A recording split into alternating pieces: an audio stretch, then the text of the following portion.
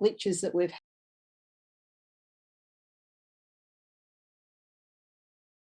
we've had. I'm Sandra Nicholson, a long-time member of Sisters in Crime, and I'll be your chief interrogator for tonight, a task I'm very familiar with.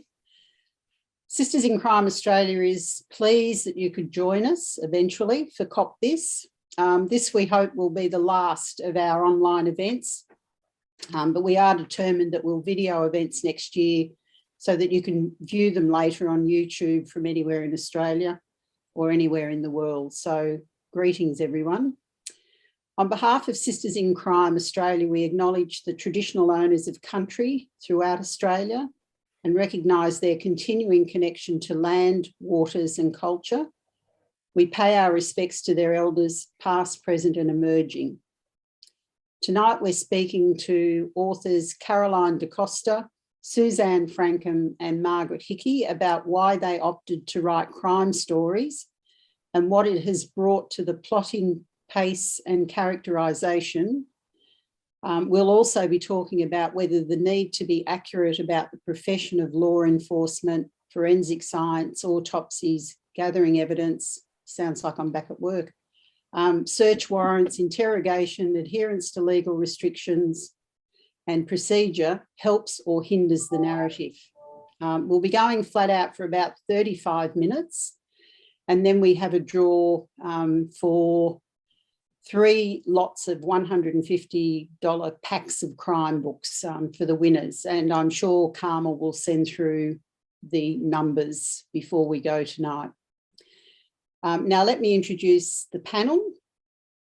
Firstly, Carolyn Carter, and I'm holding up Carolyn's latest book, Hidden Lives, which is a prequel to her previously published crime books where Cass Diamond is the detective.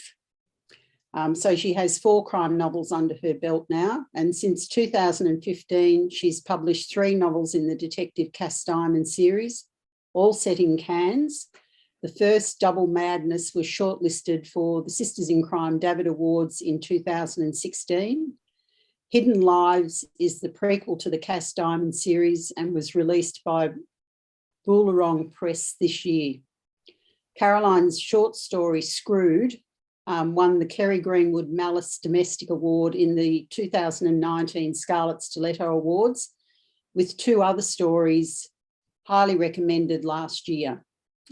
She's also shortlisted for this year's awards. Carolyn is an obstetrician and gynecologist and professor at James Cook University and has published numerous healthcare books for women focusing on both the social and health aspects of care. She's lived and practiced in Cairns for many years, but is trying to relocate to Melbourne for a life of crime fiction and semi-retirement. Please welcome Carolyn. Thank you, Sandra. Our next author is Suzanne Franken. Sorry, Suzanne, can you wave so we know who you are? This is Suzanne's latest book, Shadow Over Edmund Street. Although now a Melbourne-based writer, Suzanne has travelled the world as an environmental zoologist and currently teaches chess and loves a good puzzle and cryptic crosswords. So do I. I do one every day. Suzanne comes from a family of lawyers, so it's not surprising she went into crime writing. Suzanne had 2 great teachers when honing her skills as a writer, Lucy Treloar and our very own sister in crime, Lee Redhead. Her stories have won prizes in the 2014 and 2017 Sisters in Crime Scarlet Stiletto Awards, as well as the 2019 SD Harvey Award. Her debut novel, Shadow Over Edmund Street, Journey Towards Publishing, is set in the harbour city of Auckland, her one-time hometown, so she knows it very well. The murder of a middle-aged battler is a mystery. Edwina's death is brutal, with a silent killer who leaves no clues.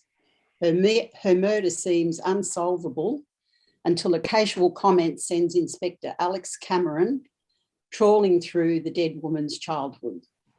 So please welcome Suzanne. Thank you. Our third author, Margaret Hickman, who wrote Cutter's End, is an award-winning author, playwright, radio presenter from Northeast Victoria.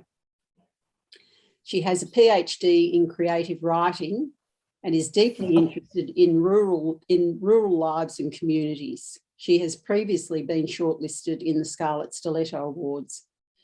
Margaret's debut crime novel, Cutter's End, Penguin Random House, it involves a mysterious death on New Year's Eve, 1989, in South Australian outback that leads to a shocking murder and an investigation 32 years later.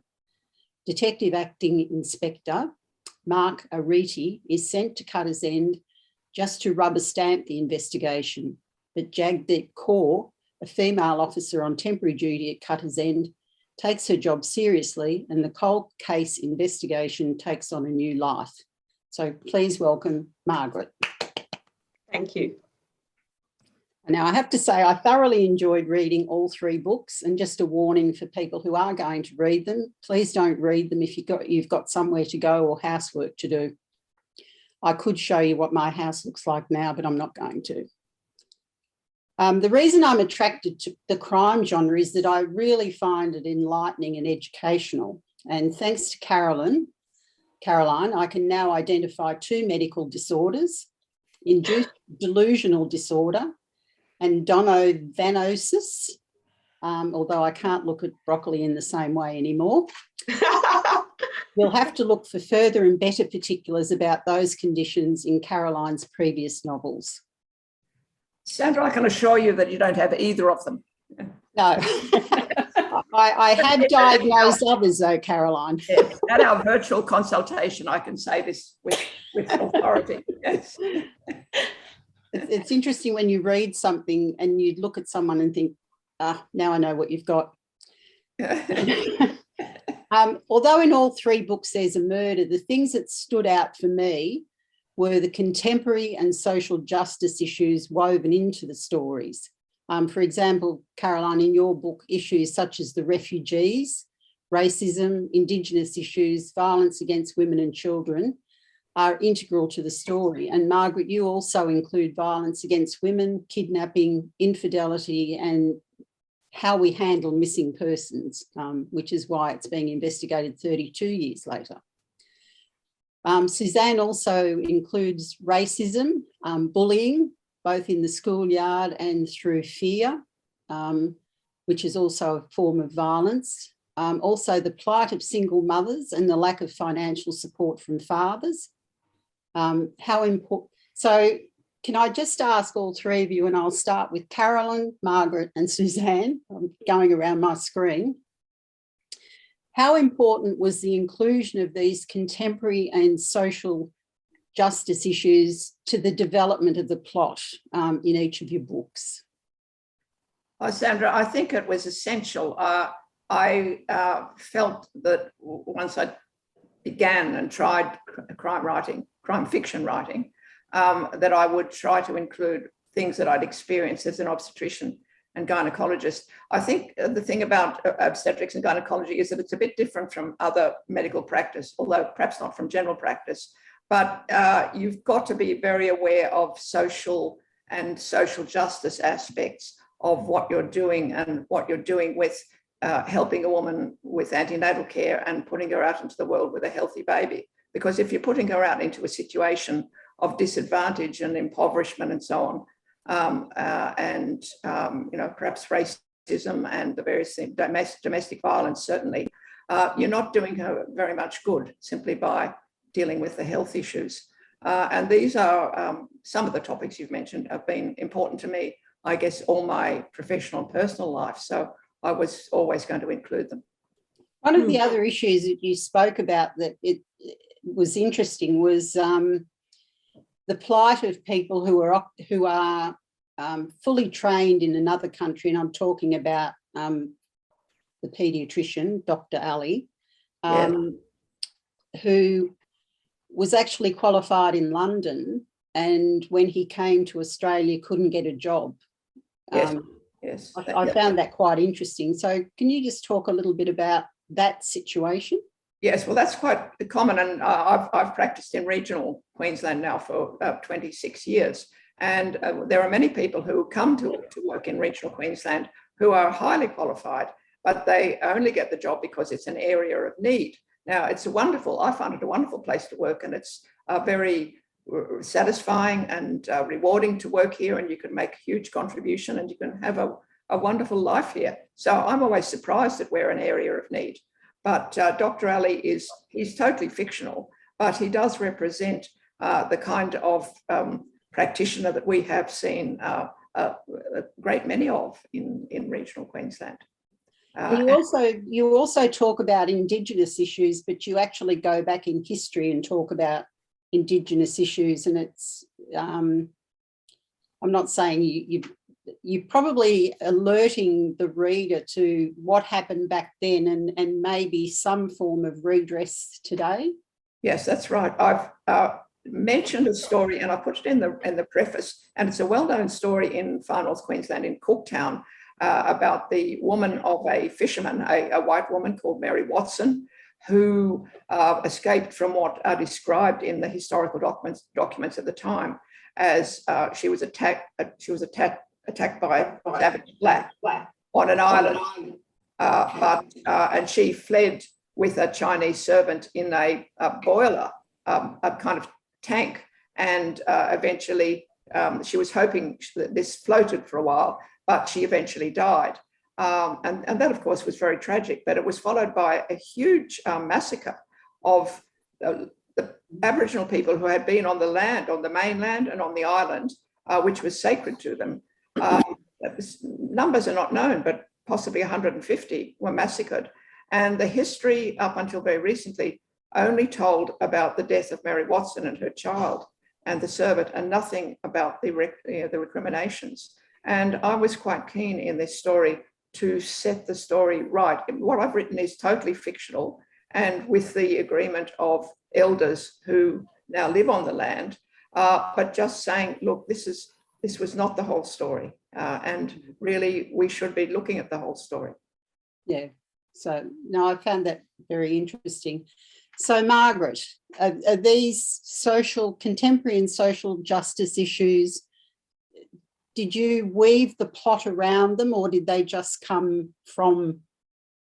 No, I didn't weave the plot around them. I probably in all my writing that I've done and other books that I've published, it comes out in my writing. So two things come out in my writing, and that is landscape, which is always where I do start from, and the plight of women in the justice system. So I think it's just something that I feel very strongly about and have always, as growing up and as a young woman and now. And I think it comes through. They say that all work is autobiographical in some ways, and surely, the needs and the interests of the writers come through. But in everything I write, I think the agency or lack of women is something that I write about, but I didn't set out to write. It just came through the story, like it seems to in most of my work. It seems to me that the fact that it's coming out tells me that it's still a contemporary issue. Yeah, we absolutely. We haven't solved the problem yet, have we? No, we haven't, have we? We're still a long way off. We only have to look at the news every day and hear the statistics every day of women killed or injured, or I think it's still very much an issue. And I'm a teacher, and I talk to I teach year 12, and talking to young girls every day, these issues are still around. So yes, it comes out in everything I do, I think, Sandra. And I thought it was interesting, both you and Caroline had a character in your books, and I won't spoil the plot because some people may not have read them yet, that had a public face and a private face. Do you want to talk a little bit about that? Because I found that very interesting as well. Yeah, I think I'm really interested in, and I teach at university, I teach Gothic literature, and I'm always interested in duality, the trope of duality, which of course is really prevalent in Gothic literature. and you know, Dr. Jekyll and Hyde is a famous one. Can one man be two? Edgar Allan Poe. I mean, they were all big into duality, and I am interested in that, the public and the private. So that's kind of, again, interests come through. But yeah, I do think we all have a public face and a private face, and I was interested in that as I was writing. I think we have a public and a private face, but I hope our private face doesn't go as far as yours and Caroline's character does. Yes, we would hope so. Yes. Suzanne, you had quite a few contemporary issues that we still haven't solved. I was very interested in the bullying in the school ground because of ethnicity was one. I think because the child was poor was another one. And then, of course, when the incident occurs and Edwina it's a type of bullying through fear. You know, she's absolutely in fear of what might occur. So did you set out to do that, or did it just come naturally in your writing? Come naturally. Well, Sandra, it's interesting what different people take from the same book. And, you know, that's often driven perhaps by their own life experiences. So it's true to say that Edwina, who is the victim, she had a difficult life socioeconomically, but so did a lot of the people around her, the men and women, because this story was set in a suburb which prior to the urban revival was a very poor suburb. So a lot of the characters really struggled in their early life. And this influenced their decisions and actions, which propelled the story forward. So I'm first and foremost just a storyteller. And the characters in the book were there because they were part really of the tale that unfolded. Right. Yeah, it was interesting, yes, because I was reading it, and as you said, I was reading it as having had 35 years as a police officer. So I don't know whether I was looking for it or whether it just jumped out at me, but the thing that I could see was that they're contemporary issues even today. You know, oh, yes, for sure. Haven't solved the problem. Yes, poor old Edwina, she was an absolute battler, and she had a tough time. She had a tough time at school. She had an incident which she never really got over, which is something that, you know, happens. And then when she did finally get it together, she met a very unfortunate and untimely exit. So, yeah. Right, yeah. And she also had a sense of abandonment as well. She had a sense of abandonment, but she, more than anything, she just battled on, didn't she? She did. She was, in her own way, she was a very heroic character. Yeah. Because nothing really stopped her. She just, you know, marched forward. And there's two strong characters there too. Julianne and Rose are very strong characters that support her. So yeah, I had fun writing those characters. Yeah, I had fun reading them. So Caroline, I guess because Margaret and Suzanne, it wasn't intentional in their writing. Would you agree that it's intentional in yours or not? I don't think it's deliberately intentional. I think it is just, I suppose I tried to say that it's part of who I am, and therefore if I'm going to write crime fiction, that's what's going to appear in it. So it's not holding a mirror up to your readers or anything like that. It's not holding a mirror up to readers about real life issues. It's just writing about them because they're there. Yes, I certainly don't want to sound preachy in any way. I just want to. No, it didn't sound preachy. These things happen to people, and they come the way of detectives and indeed uniformed police. Often. Yes. In all of the novels, place was certainly very important. And Margaret, you indicated in our radio interview that you disregarded borders, or whether or not a particular detective would in a real world be sent to investigate a cold case, and rightly so. So could each of you comment, and I'll start with Suzanne this time at the other end, on the extent to which place where the setting of the novel was important to telling the story? Excuse me, my asthma's Melbourne weather. The setting for Shadow over Edmund Street was in Ponsonby in Auckland.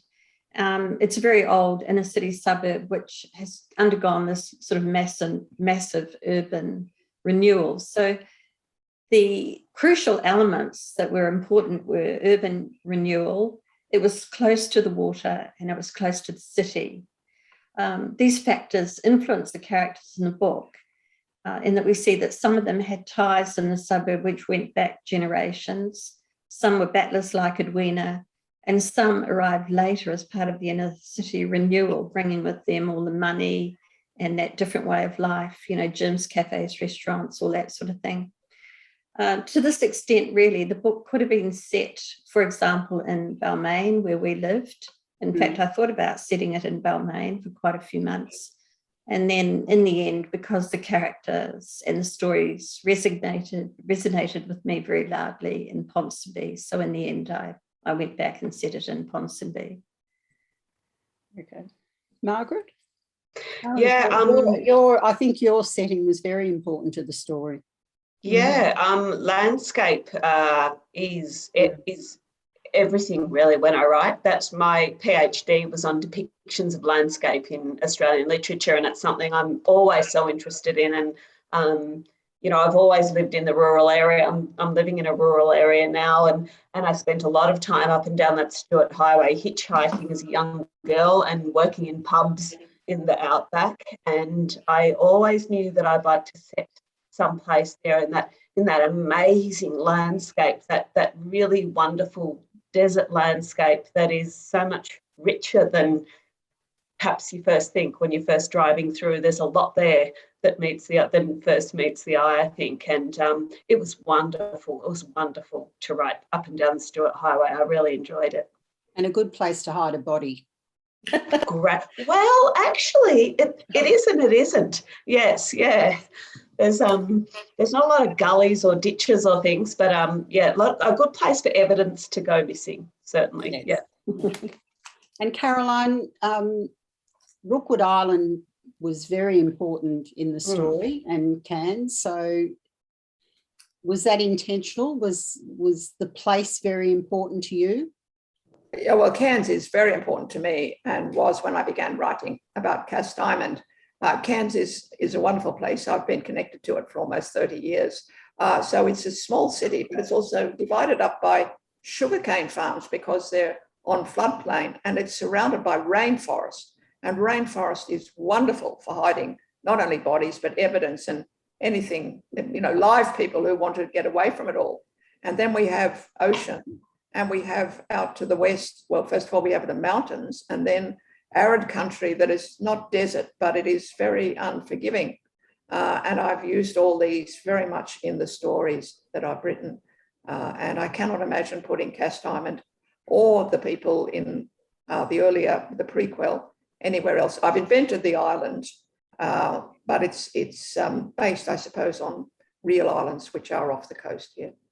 Yeah, and the island was very important to tell the story of its history, its corrected history in the museum, but also the other thing that happened on the island that we won't mention. We won't go into that. We won't go into that. That might be a spoiler. In developing your plots and telling your stories, was there any thought to police procedure or, did you do any research into those sort of things? I'm sure, Caroline, you have, because you've now written, this is your fourth book, but what sort of research, I'll start with Caroline again, what sort of research into those sort of things like forensic police procedure, etc., did you do? Yes, well, I have a wonderful advisor in Detective Senior Sergeant Ed Kinbacker, who is about to retire. He's head of Cairns CIB. And before him, Glenn Horton, who unfortunately for me was moved to Brisbane. But Ed is an enormous source of useful information. And I think I've said in the disclaimers to most books, anything that is correct is due to Ed. and anything that's incorrect is due to me. But of course, sometimes, Sandra, you've got to kind of skip over things.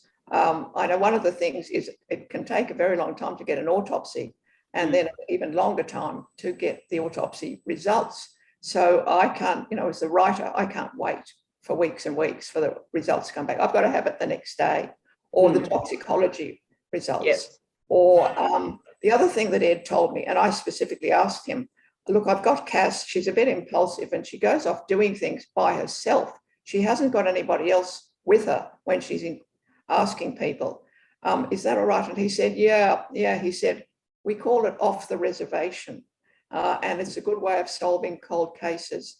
So this was after, he was not on duty, I hasten to add, over a couple of glasses of wine. So I said, thanks, Ed, thanks, that's great. That's what I'm going to do. She's going to go off the reservation. What about you, Margaret? How much research did you do? So my first draft, when I was sort of happily writing it just quietly by myself, I did none. I did zero. I just sort of wrote it up, and I had my police officer travelling across state lines, and, I was sort of doing all these things that you can't do. And it was only when the lovely editors said at the start, they said, you're going to need to look a bit more into police work, that I rang my friend, a local policeman here, Mark actually, and we sat down and he helped me with a lot of things. But I do agree with Caroline too. There are things like the autopsy, like some of the methods they use that are perhaps a little bit more midsummer than Australian police.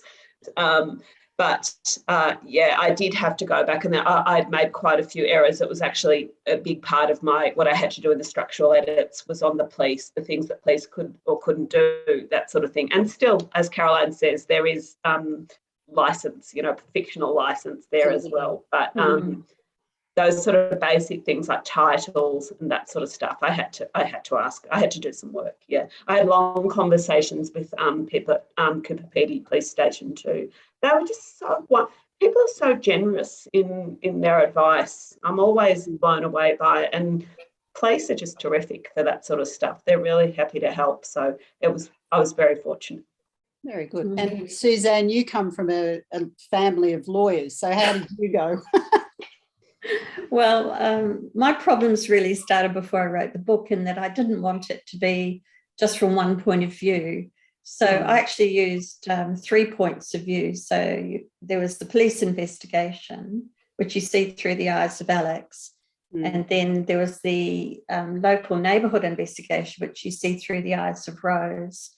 And because they're a little bit clumsy, they tip off the killer. So you also see the books and the action through his eyes as well. So there were these 3 points of view. With regard to details, yes, there were a few anguished phone calls back to New Zealand towards the end of the book when we were trying to get everything right. Yeah, I think you bring up a very important point too, because although the basic procedure is the same throughout, it wouldn't matter what country you went to, there's basic things that need to be done by every police force. It's really when you get down to the nitty gritty of, when the person's to appear before the court and all the stuff like that. It's the detail is, the stumbling block. If you keep it up at the helicopter view of, what everyone does throughout the world, you're pretty safe. Well, that's exactly right. In fact, we had to take detail out because it was different in Australia and New Zealand. That's right. Yeah. And we just had to leave it, as you say, at the helicopter view. Sandra, I wonder if I might ask you a question. And I wonder if for you, it's with such a long career in the police force and such a sort of distinguished career in the police force, doesn't it kind of annoy you when you read books that things are a bit off police-wise, or do you just take that with a grain of salt because it's fiction? Well, it's interesting because when I was asked to do this, I was asked to read 3 police procedurals. Now, I'd already read Caroline's book, and I knew that Caroline didn't write police procedurals. And I'm very happy to say that I don't consider any of the 3 books police procedurals.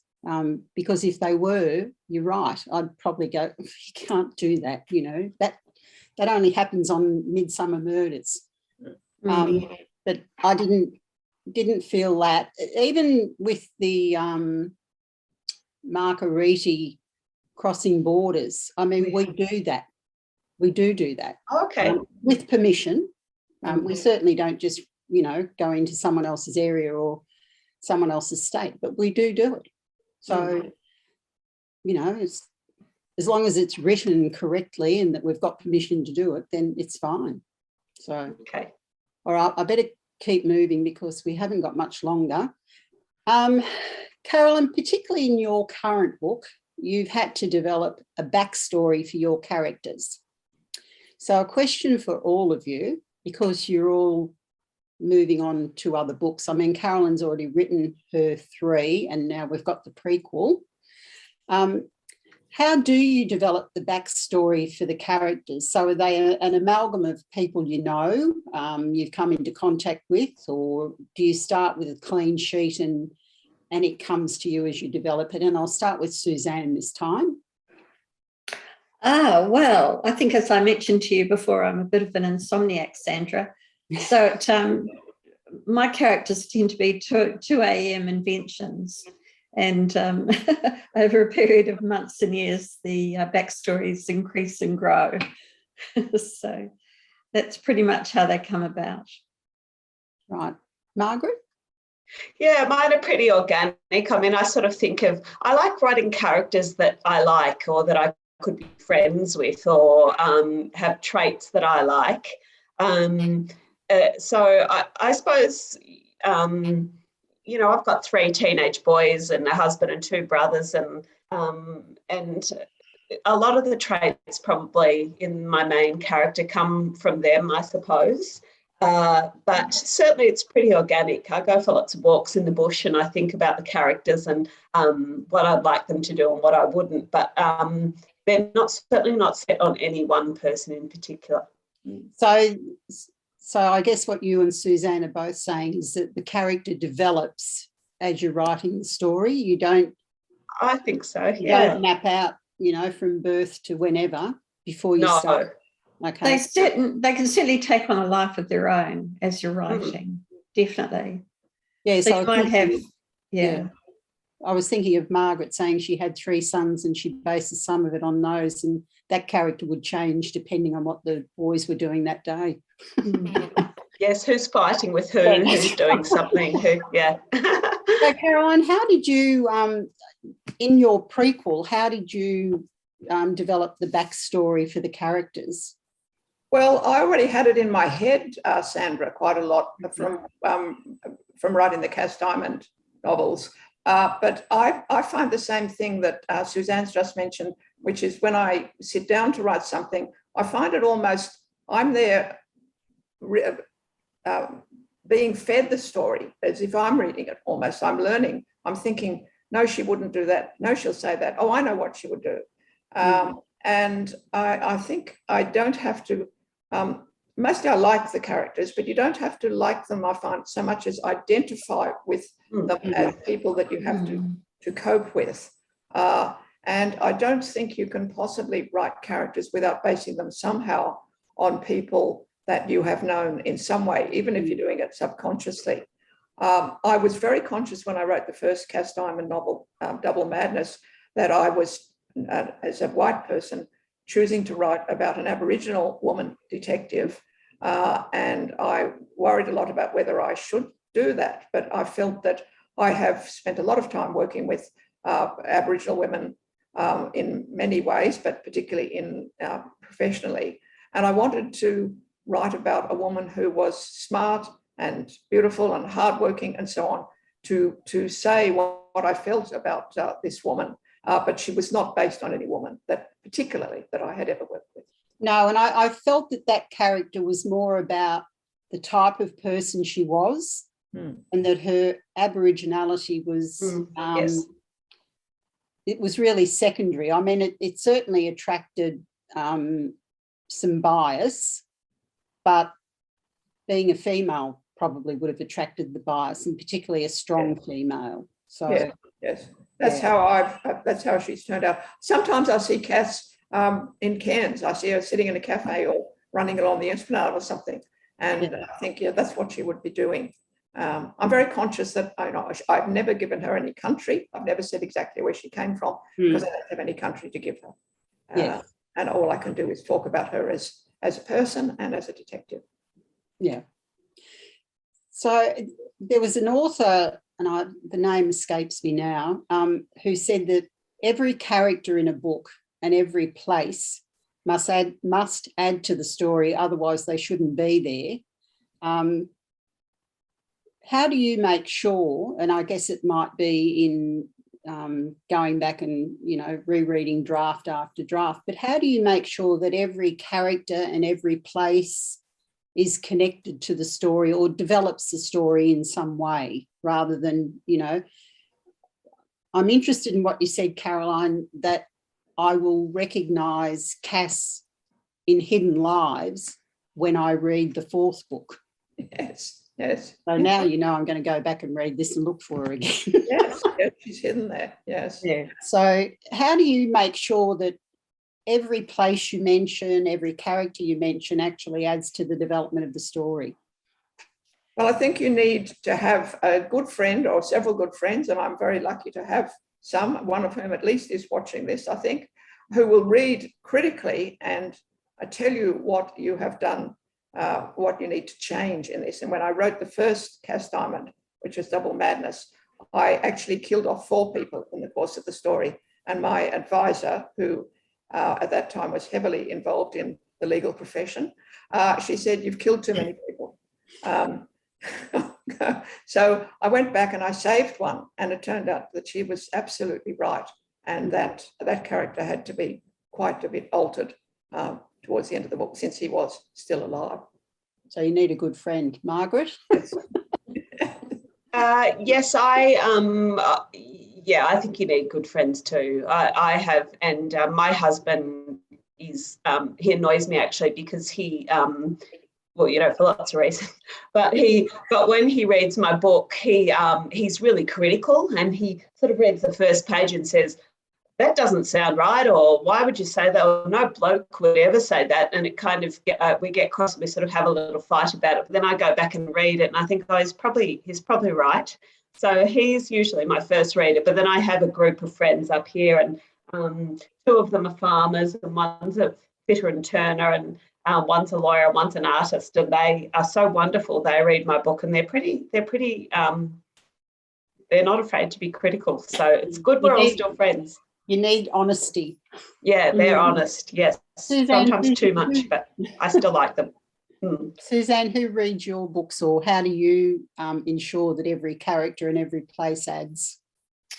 Yeah, actually, I didn't have a reader for this book. It's the rabbit hole thing. It's not only every character has to propel the story forward, every sentence has to propel the story forward. The publisher and I, we were pretty much on the same wavelength, I think.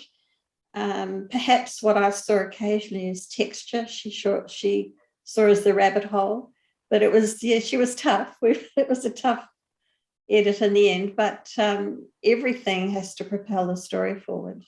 That's right, yeah. Absolutely everything.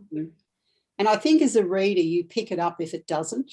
And well, I think we're only supposed to go for 35 minutes, and I think we have gone longer than that. And we are authors for joining us tonight. I hope you've enjoyed the discussion as much as I have. It's been fantastic. So thank you, everyone. Thank you, Sandra. Thank you, everyone. Thank you, Sandra. Thank you, Sandra. Thank you. And because most of us live in Melbourne, stay strong, stay safe, and most importantly, use the time to keep reading. Yes. All right. Good night. Thank you very much. Bye. Well done, everyone. Bye.